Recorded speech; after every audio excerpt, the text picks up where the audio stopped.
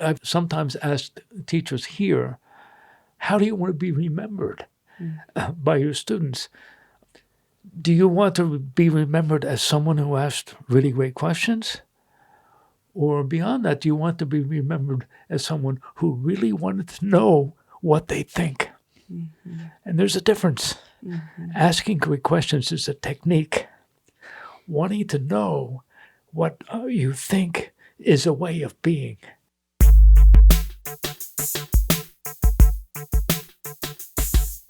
This is High Tech High Unboxed. I'm Alec Patton, and that was the voice of Rob Riordan. Rob co-founded High Tech High with Larry Rosenstock in the year 2000. For this episode, Stacey Caillier sat down with him to talk about teaching and learning. I'll let Stacey take it from here. So, Rob, I wanted to have this conversation with you because I feel like more than anyone else in my life, you have had a profound impact on how I want to be as an educator, who I want to be as a person. I think often about when I came to High Tech High 18 years ago, the fact that I was able to work alongside you and essentially make myself your shadow for 3 years was still, I look back as like the most accelerated learning I've ever experienced. You're doing pretty well so far, Stacey. Yep. And there are so many times that I find myself thinking, what would Rob do? And sharing these moments of insight that I feel like I've had with you over the years, that I just thought it'd be cool to sit down and actually have a conversation about those things. I find myself wondering the same thing sometimes. What would I do? What should I do? Okay. So one of the things that folks need to know if they're not here and they can't see you is that even though I've known you for 18 years, this is still very much the same. Whenever you're going to say something that is slightly mischievous, everybody can tell because you get this glint in your eye and a little quiver in your lip. Yeah. And you were one of the first people, I still remember, I'm going to talk about my first experience of your writing workshop. Oh, okay. And because I think I had only been at High Tech High for maybe a week or two. It was during the New Teacher Odyssey. Really? And you came to that? Yeah. Yeah. Because I was your shadow. That was my self-appointed job. Okay. And I didn't realize it was that early on that you had done the writing workshop. So, Yeah. And that was profound for me in many ways because I love to write, even though I was a physics teacher and a math teacher. But I'm a poet at heart. Yeah. And there were so many things about that workshop that have stuck with me. First, it was one of the only times, and first of many times, that you cried visibly in front of people with no discomfort or apology. Yeah. And that was so striking to me that I remember afterwards just being like, how does this person feel so comfortable just letting tears, being so moved? And it made space for everybody else. Like everybody cried in that workshop multiple times. So I kind of want to start there. How did you get comfortable like being moved to tears and being okay with it? Well, I've never been very comfortable with that. You hide it well. but I've come to accept it. And actually, there was a very important moment in an event at High Tech High, a workshop, where there was a person who was there who was Native American from the area of Tucson, had done a lot of work with Native American education, but also he was a person who, when people were crossing the border, you cross in the desert and you need water. He would put water out in the desert for people who were traversing the desert. And his tribal elders did not appreciate that, but he went ahead and did it anyway. So this is a person that I had enormous respect for already.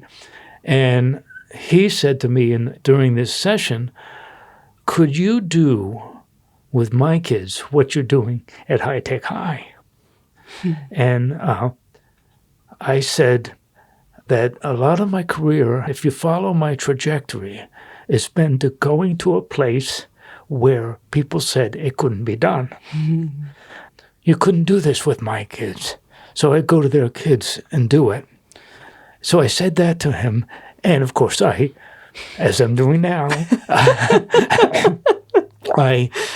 I got emotional and burst into tears. I was crying. And I apologized. And he said, there is no need to apologize. And he had studied with the Jesuits. He said the Jesuits used to say, tears are a gift from God. So from that moment, I realized that I felt as though, that happens to me. It's not even something I do. It's something that happens to me. And I don't need to be apologetic about it. Yeah. Yeah. So. Yeah. Well, I wanted to start there because that was one of my first lessons from you. Because you knew I'd break into tears. No, but that was one of the first times when I knew I'm going to grow immensely by being alongside this person. Because you give people license to feel. Yeah. Somebody came up to me just the other night over at Stone Brewery and asked me, someone who said, I've been reflecting on my life and who I am and who I want to be and my relationship to my own emotions and my own emotions in relation to other people. And I want to know how did you come about being comfortable crying in public? I mean, it's actually the same question. So, things come in bunches, I guess. But I was fascinated. I was fascinated that this person came to me with this question, to which I really don't have much of an answer, except to say it's just something that happens and something that I've learned to just accept or let go. But I've also been interested in people's response to it, which is very often when that happens. I've given a talk or a workshop, or people come up later and say thank you, and to me, initially my response was, "For what?" I cried in front of the group, but that's the response a lot. Where I imagine the response would be, and I think it is for some people, embarrassment or worry about this guy. Who is this guy? I mean, that's why I sometimes say when I'm beginning a talk, I might get emotional here, but don't be alarmed if that happens. It just happens all the time, so don't be alarmed. Yeah. Yeah. I receive it as permission to be moved. Yeah. Which I appreciate. Yeah. Well, that's weird, too, that sometimes I'm giving a talk and what I'm saying moves me to tears. What's going on there? You're pretty moving. Yeah. Okay, the other thing that struck me about that first writing workshop. Yeah. Oh, good. We're back to the workshop. We're back to the writing workshop, yes. I remember you had us look at a sample of writing. And I think you asked us to pay attention to where the energy was or what struck us. Yeah, what struck you? What struck you about this piece of writing? Yeah. And there were many things that I remembered about that. And so I'd love to hear you just unpack that workshop a little bit and what you're hoping people take from it. But one of the biggest things that I took from it was that we can treat a student's experience as a text as worthy of analysis and reflection and interrogation. Yeah, and elaboration. And elaboration as any kind of text we might pick up from a book. Yeah. Just this idea of experience as text, but also this idea of seeing what students are showing you and then finding a way to amplify their voice even more. Yeah, and working with what's there as opposed to what's not there. Right. So I ran a school-wide writing center back in my high school in Cambridge for several years. And it was built around peer tutoring. So I had these students who were good student writers. Some actually I had some students working as tutors who were bilingual students who were not, because I wanted students from every walk of the high school. So I trained them and they ran the writing center. And for some of them, I ran a course called Advanced Writing Seminar. That was just my cover to have a real English course that they could get credit for where we could talk about what was going on in the writing center. So it was a subterfuge in a way. And we placed that writing center right next to one of the bilingual program classrooms and right in the middle of the bilingual program. And a colleague of mine, very dear colleague of mine, at one point brought in this piece of writing and told me kind of what had happened with it. And it was a piece of writing by this kid, Jose, who was Portuguese from the Azores, I believe, who had just come over and spoke very little English. But because she had done some work in the writing center, and we had done some work together, she got him writing right away. And so she asked him to write something about himself. And he wrote something that was about 5 lines. It said something like, "My name is Jose. I live with my mother. My house is red. I go to school with my friends. After school, I like to play tricks with my birds." It was that was what he wrote. And it was riddled, if you're looking for correct spelling, was riddled with error. But there were some very interesting things going on in it, and including around spelling. Some things he was clearly trying to do sound letter correspondence, and other things were around word recognition and so on. And there were even in this little piece, words evolved from sound letter to correct spelling and so on. To me, it was just endlessly fascinating. And I wanted to share this writing with people because as teachers, we are, English teachers especially, we are so trained and so disposed to seek out and correct error. And to me, that's not what writing instruction is about, or writing encouragement is about.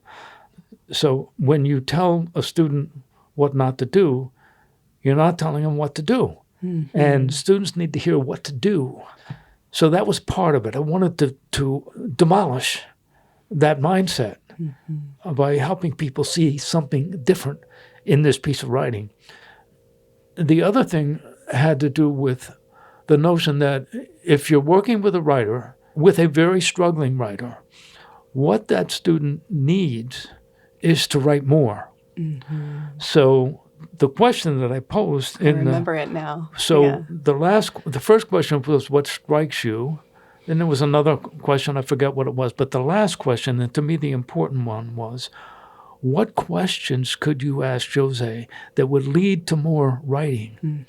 Then as we got to that, we could understand that the piece that he wrote, people loved that he was there, and that he was present in the writing. But what the piece that he wrote gives us permission to pursue certain questions. And it does not give you permission to pursue certain other questions. So we need to stay close to the text in order to follow up and ask questions that might lead to more writing. So one of the things that he said was, "I live with my mother." And so you might want to ask him more about his mother. There was something about what she cooks, too. Something, what kind of foods does your mother cook? What does your mother... There were questions like that. But you wouldn't want to say, well, you live with your mother, where's your father? You don't have permission to do that. So the piece gives you permission to ask certain questions, to follow up that could lead to more writing. So that's why I did that. That's why that's why I loved working with that piece, because especially if you're an English teacher, when you look at it, what jumps out at you is, wow, this is really rudimentary in terms of its skills, its writing skills and so forth. But when you dig in a little bit, he's laid out his life. Jose has laid out his life for you. So how do you respond to it? Then I tell the story of how his teacher responded to it. And she had him read the piece to the class. And when he read it, one of the kids in the class said, when he read, "I like to feed my birds," one of the kids in the class said, "You got birds? My cousin's got birds." And they started talking. And then Jose became the expert on birds in the class. So the writing, which was a simple, you could call it in a very minimal term, a diagnostic. Because it was his ticket of entry to the classroom community. So that's another reason that I brought that piece before people, because there was a very interesting story about what happened for it, what the function of that piece was. I'm so glad you brought that up, because to me that's been a very important piece, and a piece of the way I think about writing instruction, and about teaching and learning. Yeah. Yeah. My husband and I, because my husband also teaches at High Tech High, he has attended your writing workshop 3 times over his time at High Tech High. Yeah, I know he took it more than once. Yeah. And we still talk about it all the time, and he teaches music. And so, but he would talk about how when he would have kids write their own music, and what it gives permission to, and how it gives kids status with each other. And It's interesting. My son teaches music. Teaches a lot of private students. He's a musician in L.A. Because he's doing a lot online now, and when he comes down here to San Diego, he teaches from here online, and I'm there witnessing his teaching, and he does a lot of those things. It just makes me very happy. Yeah. Well, he's learned from the best. Well, I don't know if he's learned it from... He's a natural, let's put it that way. Yeah, he's very good. So I want to go back to what you had said about the writing workshop, that one big takeaway that I think sums up something else I've learned from you is this idea of work with what's there, not with what's not there. Yeah. And I have a very distinct memory of being in the car with you. I think it was the first year that we worked together, when we were driving all over to different villages in High Tech High, setting up collegial coaching. Yes. And I remember that. I remember that very fondly. It was so fun. Yeah. And I remember we were driving down to, it must have been our Chula Vista schools, because we were driving across a freeway over a bridge. And I had witnessed over the course of months you having so many conversations with people where you were watching their practice and then debriefing with them afterwards, and then sharing things you noticed and asking them questions and helping them to reflect. And I remember just asking you, Rob, how do you get people to take it in and listen and want to run with the advice that you're offering? And a lot of times you weren't offering advice. A lot of times you were just asking great questions, and they were getting there themselves. But I still remember you said, with not even a beat, well, first, you have to establish unconditional positive regard. Oh. Then you can push. Yeah. There's no pushing before you establish unconditional positive regard. And I feel like that has stuck with me so much. Yeah. And, I had a cape made that says, I've bright spot, like we have such a routine here now of before you go into anybody's classroom, you have to go in and find something to celebrate. Yeah. And can you just talk a little bit about the unconditional positive regard? Yeah, and you just said celebrate. I mean, to me, the first question for me as a coach is what can you celebrate? So what is there to celebrate, and so forth. The most important class I had in Graduate School of Education at Harvard was a course called Counseling for Educators, where we did a lot of role plays. People acted out scenarios and so forth, and we did counseling and so forth. And we watched an interesting film, it's a famous film, of 3 different takes on therapy, from Fritz Perls with Carl Rogers' Unconditional, and then a guy named, I forget the guy's name, it was Rational Therapy. Anyway, I was really struck by Rogers and by the notion of unconditional positive regard. And we kind of worked at that in this class. And I realized how important it was in terms of establishing a relationship where growth happens and development happens. And I also realized that what was presented to me in that class as a technique was really more a way of being. So that's where I ended up. I remember other things that in the School of Education also, where they were sharing techniques, but it wasn't about doing the technique. It was about what the technique did to you as you did it and how it shaped who you were in the interaction. So that's how it came about for me, and that's why I've always felt it was so interesting. And I've had lots of interesting interactions and workshops with teachers at High Tech High and so on. One of which has been, and you've seen it, where I show a clip of teaching, and then I ask people to get in groups of 2 or 3 and say what it is that they're seeing. And the 3 questions that I put on the board, on the whiteboard, are: what can you celebrate? What questions emerge? And what suggestions might you make if appropriate? And so those are the 3, that's the template for observation for me and for response to teaching. And what I always have found interesting is that when people get in those groups and start to talk about what they're seeing, they jump right to what needs work and what needs the correction and what suggestions they might make. And they're not celebrating anything.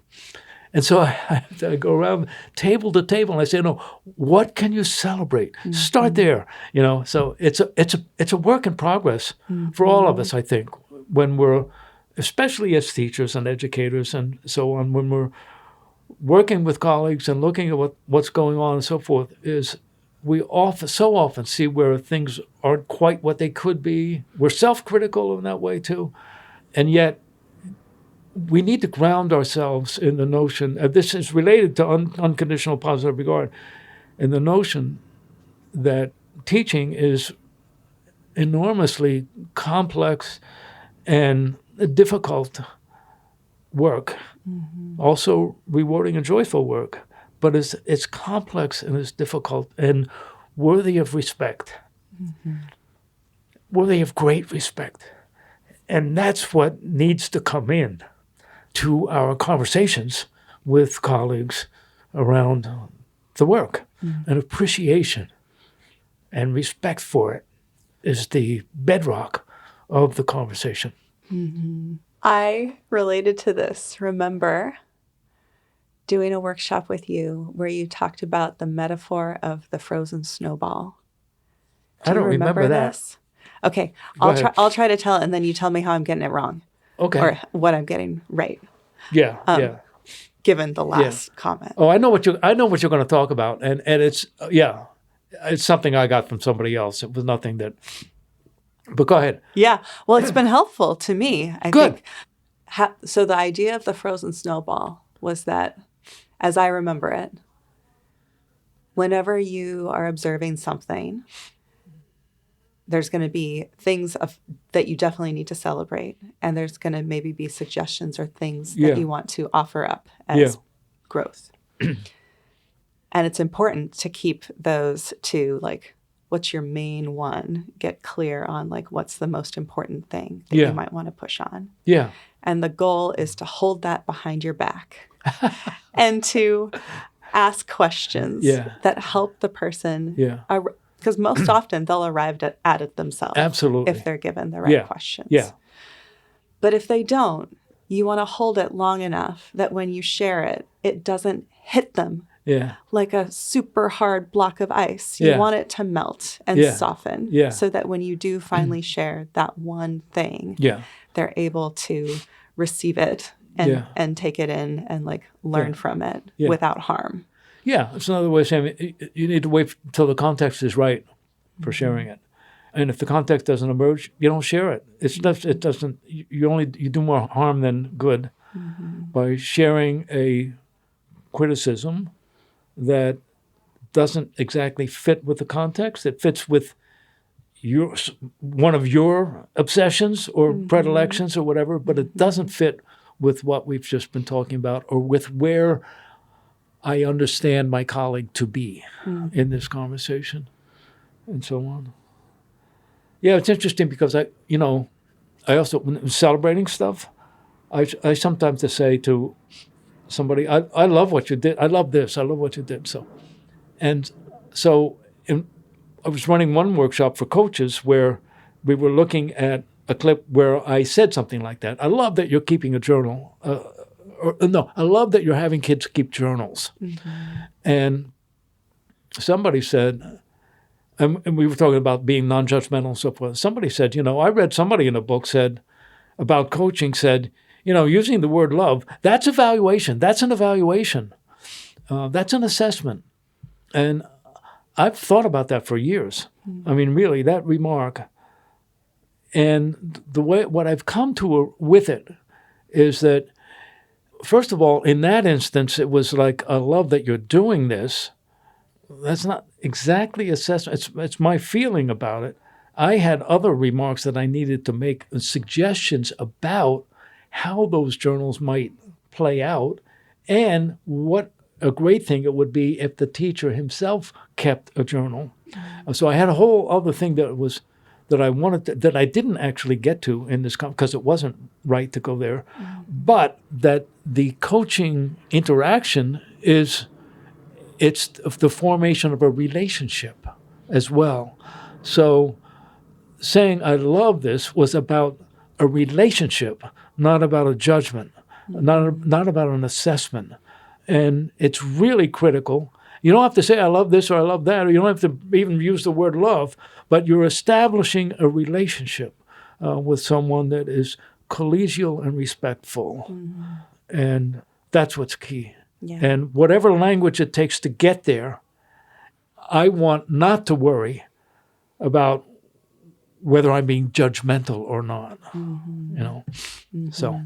Well, I also, one of the other things that I've learned from you is how to offer kind of celebrations. Like, I love that you're doing X. Yeah. Because, Yeah, like yeah. I feel like you are so good at being explicit about why something is important and communicating the purpose behind something. So it's never just like, I like this because I like that you're doing this because I like this. I like that you're doing this because it connects to our shared values of what we think great teaching and learning look like. And that's important because. So it's like every time we're offering feedback, we're offering a chance to revisit our shared purpose. And get clearer. You got that right. It's like, it's about a relationship around respect and appreciation for the work. And I'm engaged in that, but I am also, as a coach, the custodian of the vision. And so I need to relate the things that I'm saying, and particularly to catch people doing things that push the vision. So it's interesting, I walked about catching people doing things. First 3 weeks of High Tech High, we had in our summer work, teachers had prepared units and this and that and projects and all that kind of stuff. But we had also gone pretty heavy on Debbie Myers and Ted Sizer's Habits of Mind. So we were talking about habits of mind as well. Evidence, speculation, significance. There's a C and a P in there anyway. But anyway, there's 5 of them. One should never have 5. There should always be 3. I can never remember more than 3, right? So anyway, so I walk into this classroom 3 weeks in, and the teacher is giving a quiz on the habits of mind. So what's evidence? What's perspective? Perspective was one. And so on. Or was announcing that there was going to be a quiz at the end of the week on the habits of mind. And I said to her afterwards, this is not, the habits of mind are not something that you test for.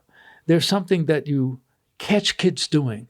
And when you catch them doing this, oh, yeah, that's about perspective. Thank you. You catch them when they're doing it in their daily interactions, and you bring to their awareness what it is they're doing when they're doing that. It's not about testing a definitional testing of any kind. It's about pointing out what's happening as we interact with each other.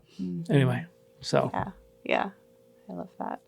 So one of the other things that you have said on multiple occasions in different contexts, but that has always really stuck with me and that I find myself thinking about often and sharing with others is this idea that any choice we make is going to create its own set of problems. Oh, yeah. You just have to choose the problems you'd rather have. Yeah.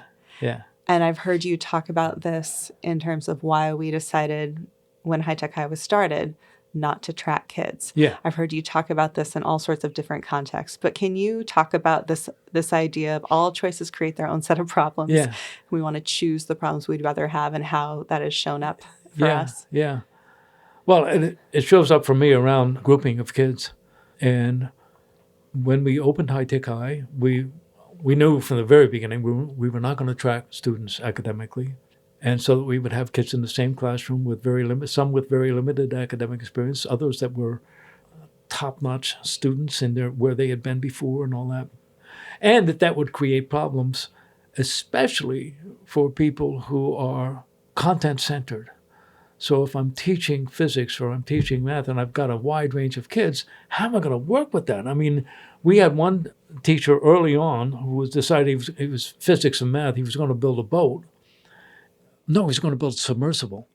And so he discovered one day that all of his students understood that water pressure is the same in all directions underwater. It's just the same in all directions. So they understood that, which is a pretty complex concept, but about half the class didn't know how to compute the area of a circle. So you're building a submersible, you need to know the pressure on that hatch and this and so forth. And the kids didn't know how to do that. But half the kids did know that. So he had to figure out how to deal with those who needed it and those who would be bored by it and all that. So that was our quintessential High Tech High pedagogical problem created by the fact that we were not going to track kids.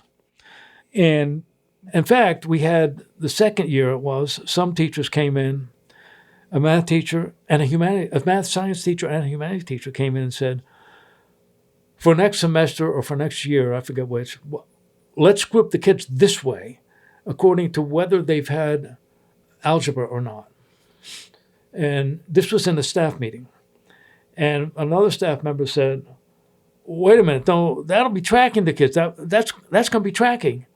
And the two who had brought it in said, no, look at this. And they already had the rosters of what the groups would be if you did it this way. And you see, every one of these is a diverse group and so on. I don't know what they meant by diverse, but every one of these is a diverse group. And so Larry said, well, let's look at the grade point averages of these three groups that you've concocted here. And if they're all around 3.0 or something like that, no problem. If we've got a group who's already their grade point average around 3.6, another one around 3.1, another around 2.4, then we need to really think about that. So there was an intern of some kind who was there working away, who took it on to go into the database and concoct all the grade point averages for these groups. And of course, the next week she came in and there they were. They were like a 3.6, a 3.0, and a 2.3. Mm-hmm. So the teacher who had brought it in said, well, we can't do it then. And he slammed his fist on the table and said, and we have finally made a decision based on data. And but it was interesting because that value had already been inculcated in the school. But there's this tendency all along, partly because all of our training has been in subjects. And we see ourselves as transmitters of subjects, and our kids are going to get good in the subject. That can be tougher to do when you've got a whole range of kids than if you have a group of kids that are, roughly the same and all that stuff. So tracking is easier if you're totally content-centered. But it's pernicious because it conveys to kids either that they're very smart or that they're not so smart, and it's all one-dimensional around their academic thing and ignores what else they might bring to the classroom conversation or to the projects that we're doing and so on. So this is why I've always said we are an untracked community, because we would rather have the problems that come from a diverse classroom than the pernicious results and outcomes when you separate students out. We prefer this set of problems to that set of problems. So, Yeah. Yeah. Kind of in a similar vein, I remember when you and Larry would talk about your days before High Tech High and kind of trying to get some of this work going in some of the other contexts where y'all were before this. yeah. You had this mantra that I don't know if I'm going to get right or not, but I think of it often as this. Yeah. And I feel like it's relevant to any time we're trying to like create some kind of change that's going to be uncomfortable. Yeah. But you don't have to join us, but you can't stop us. Yeah. Yeah. Can you say a little bit about that? Yeah, the way we did it, the way Larry did it, when Larry was turning the Evoke program upside down in Cambridge. For example, instead of exploring the shops, ninth graders exploring the shops, 2 weeks per shop, and then they decide what they want to be for the rest of their lives. Larry said, no, we're not going to explore the shops. In exploratory, we're going to explore the city. And, of course, a number of the shop teachers who are very much into their own trade and craft and so forth didn't think that was such a good idea. They wanted to get the kids in their shop to teach them and then figure out which ones were going to major in the shop. And so Larry said, listen, anybody who wants to do this, explore the city, can do it. Anybody that doesn't want to do it, you don't have to do it. But those that don't want to do it are not going to exercise veto power over those who do want to do it. So that was the way it was presented. And Larry also often thought, I don't know how accurate this is, but there's a germ of truth in it, that when you introduce something new like that, and this was quite a change. I mean, it was really, really up. It overturned the way of doing things in this school. You got about a third of the people are ready to go with you, and about a third are not going to want to do it, and they're never going to want to do it. And there's about a third in the middle that are waiting to see how it comes out. He said, that's the third that we want to work with. We want it to work, we want them to see it, and we want to grow it so that we can now do something similar in the 10th grade, because we now have enough people to do it because they've seen how it worked in the 9th grade. So anyway, so that was the whole thing about how you build a constituency for change in your setting. Rob, will you please tell the story of Phil and be the one who notices? Yeah. Which is now on my wall. It's on mugs. Yeah. I want to launch a national campaign that's about be the one who notices. Yeah. Yeah. Well, this is a story that I've told in many contexts in High Tech High, and actually, as I've told it, I've understood a couple of new wrinkles about it, which I shared last summer with High Tech Middle Mesa, the group over there, because they were doing a session on advisory. And so this story is about way back in that hippy-dippy freedom school. I had a student named Phil, who I believe at the time was a junior. Maybe he was a sophomore or junior, but anyway, he was in my advisory group. So the advisory group met every week, and we talked about stuff that was on our minds. Sometimes we had a grab bag of questions that kids had thrown in anonymously, and we'd pick out something, and then we would go at that question.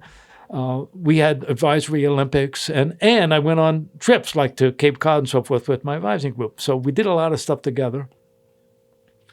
And we talked, and it was cross age. All of our classes were cross age in that school, but this was a class age group as well.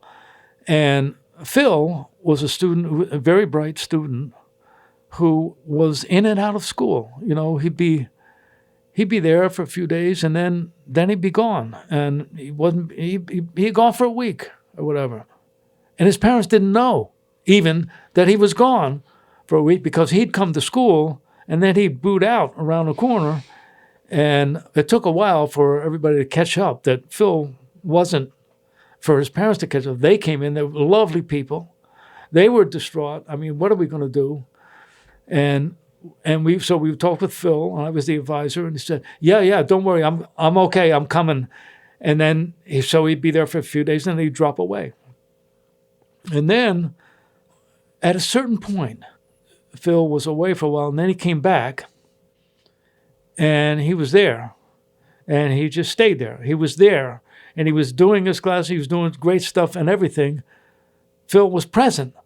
And in our advising group, one of the kids picked up on that and said, man, you've really been around. For a while, it was like, where's Phil? But you've really been around. And he said, yeah, well, I've changed. And he said, well, yeah, you have.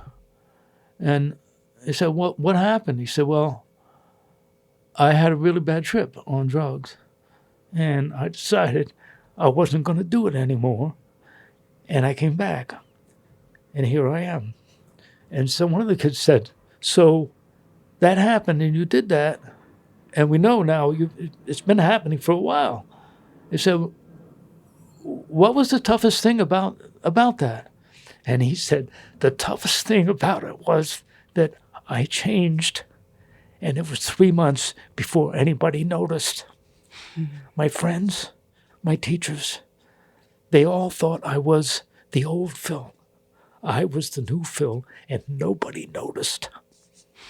So my story to teachers is, I hadn't noticed either. It really dawned on me when we had that conversation in advising group. And so my message to teachers is, be the one who notices. Aspire to be the one who notices. But the other part of the story is that conversation happened in advisory group. Mm. The fact that we had a place where that kind of conversation could happen, belated as it was, it happened. Mm. Because there was a context in the setting where we could have those kinds of conversations. And to me, that's why we do advisory in High Tech High and why it can be so important. And it can be bonding by boredom, and it can be the last thing on a teacher's mind, on an advisor's mind. I'm teaching my classes and doing my projects, and all of a sudden, oh man, it's Thursday, advising group tomorrow, what am I going to do? And all of that. It can be the last piece. So it can get to feel like a burden.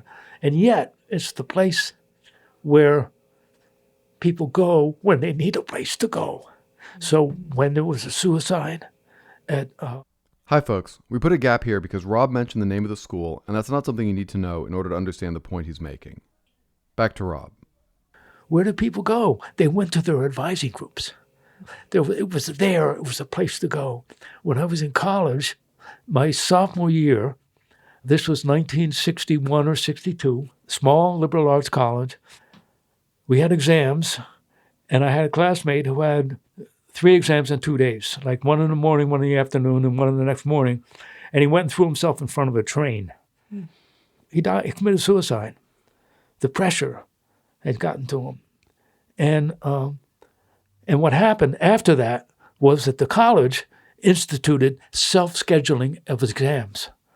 So honor system and everything. Somebody might be taking it tomorrow, you're taking it today. So it's an honor system, but they self-scheduling of exams. But what happened when he threw himself in front of the train was that, at Haverford, it was a Quaker school, you had to go to meeting 3 Thursday meeting 3 times a month. You had to sign in. And a lot of us were like, oh man, okay, so we got to go. You'd go sign in. You go back in the back, sit in the back and read a magazine or something. And some of the professors, Quaker philosophers and so forth, would feel almost obligated to stand up and say something, inner light and all that kind of stuff. You speak when you're moved to speak. It's like connections. Mm-hmm. I love connections. It's actually, Quaker media is like connections. But anyway, when that happened, everybody went to the meeting house. Mm-hmm. It was like without a word. It's like there was this trail of people just walking down the path to the meeting house. It was a place that some of us blew off, but it was there when we needed a place to go. Mm-hmm. So to me, that's what advisory is. Mm-hmm. Okay, the last question. Is another story that I come back to all the time that ends with, could it be love? Yeah. Can you share that story? You want me to tell that story? Yep. Yeah. This was a very influential story, a very impactful moment in my life. It was a little bit around the way the unconditional positive regard made me realize something about, it's not about doing a technique, it's a way of being, which makes me think about, I've sometimes asked teachers here, how do you want to be remembered by your students? Do you want to be remembered as someone who asked really great questions? Or beyond that, do you want to be remembered as someone who really wanted to know what they think? Mm-hmm. And there's a difference. Mm-hmm. Asking great questions is a technique. Wanting to know what you think is a way of being. Mm-hmm. So that's that moment around the unconditional positive regard was similar to that. It was that kind of moment about doing and being. Doing leads to being, but it might not. Anyway, so where are we? Yeah, could it be love? Wow. So I was in a graduate program, doctoral program, and at the same time I was working, and part of my coursework was field work in this hippy-dippy free school, freedom school within a school in Cambridge that I helped develop. I came at the second year, but I came a person who was really something of a developer and custodian of the vision. So there was a seminar of Harvard graduate students, doctoral students, who were studying this pilot school. There were 6 or 7 students. There were 6 or 7 doctoral theses that got written about this school. And so there we were, and in this seminar, and people were starting to talk about this fairly early on, their experience in the school. There was a very wise advisor who was running this seminar. I mean, I was working in the school every day, and I was doing stuff with kids. I was loving the school and all that kind of stuff. People were saying, we don't really see what the big deal is with this school. It's like the kids seem to like it there, but there doesn't seem to be a whole lot going on. We don't understand what it is about this school that might be important. And there's something, they said there's something, we're missing something. And I was biting my tongue, of course. I didn't know how to articulate what it was that I thought they were missing anyway at that point.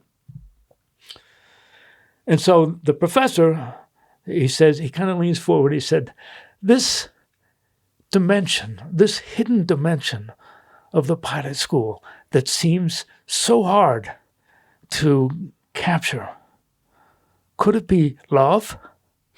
And so at that moment, of course, I burst into tears. Of course it was love.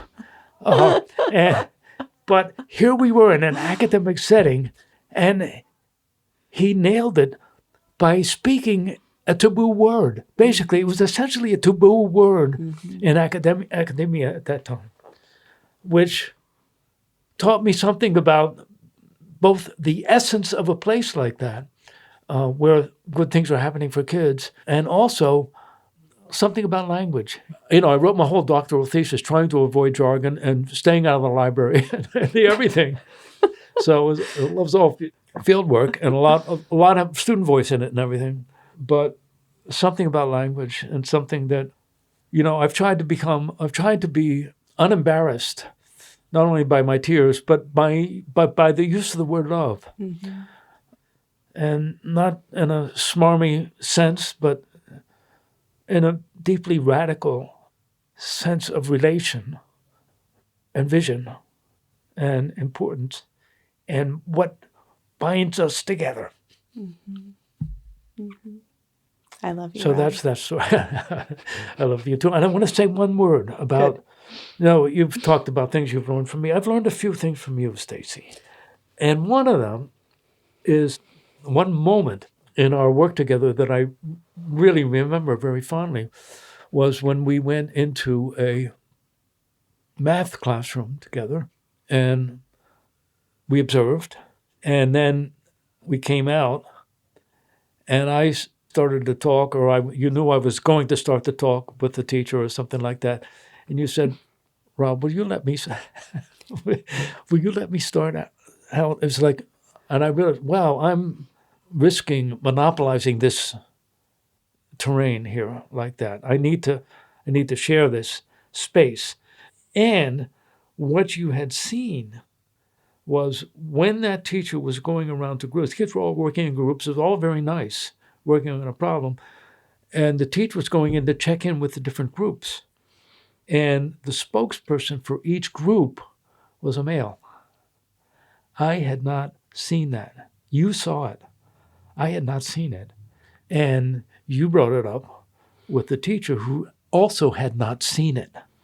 Really good teacher, had not seen, oh, the voices here in this classroom are male. And I'm sure that caused him to diversify the voices in the thing. But you saw something that I didn't see, and I was really appreciative of that. And that's what taught me that I needed to rely on you and on your perceptions of things, and to make sure that we shared space with each other. Well, you did a beautiful job of sharing space, I thought. Thank you, Rob. Yeah. Thanks for the conversation.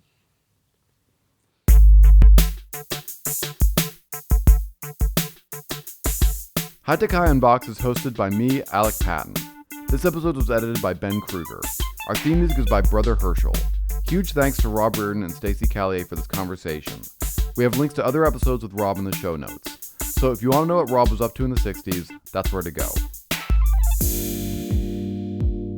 Thanks for listening.